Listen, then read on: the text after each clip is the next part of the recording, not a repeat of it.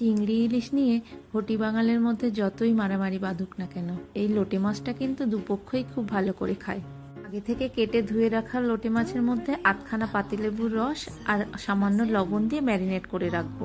এবারে কড়াইতে তেল গরম করে দিয়ে দিলাম পেঁয়াজ কুচি। পেঁয়াজটা একটু নাড়াচাড়া করে দিয়ে দেবো রসুন বাটা। রসুন থেকে একটা মিষ্টি ভাজা গন্ধ বেরোতে শুরু করলে একটা টমেটো কুচি, কাঁচা লঙ্কা চেরা, লবণ, হলুদ আর লঙ্কার গুঁড়ো দিয়ে ভালো করে নাড়তে থাকবো। টমেটোটা একটু নরম করার জন্য 2-3 মিনিট ঢাকা দিয়ে রেখেছিলাম। তারপর ঢাকা খুলে এই মশলার বিছানায় মাছগুলোকে এক এক করে শুইয়ে দিতে হবে। দেখবেন আবার একটার গায়ের উপরে যেন আর একটা উঠে না যায়। 3 থেকে 4 মিনিট পর ঢাকা খুলে দেখবেন মরুভূমির থেকে সমুদ্র হয়ে গেছে। এবারে মাছগুলোকে হালকা হাতে একটু উল্টে নিতে হবে। তারপর একটা কাঁটা চামচের সাহায্যে মাছের ভেতর থেকে কাঁটাগুলোকে তুলে ফেলে দিতে হবে, যাকে বলে একেবারে কাঁটা দিয়ে কাঁটা তোলা।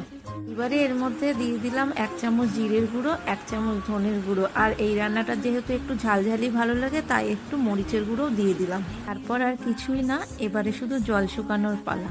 তার মানে নেড়ে নেড়ে হাত ব্যথা করে ফেলতে হবে, খুব খাটনি। তবে জিভকে খুশি করতে গেলে তো এটুকু করতেই হবে, তাই না বলুন? আর হ্যাঁ, নামানোর সময় ধনেপাতা কুচি আর গরম মশলা ছড়িয়ে মিশিয়ে নিতে ভুলবেন না কিন্তু।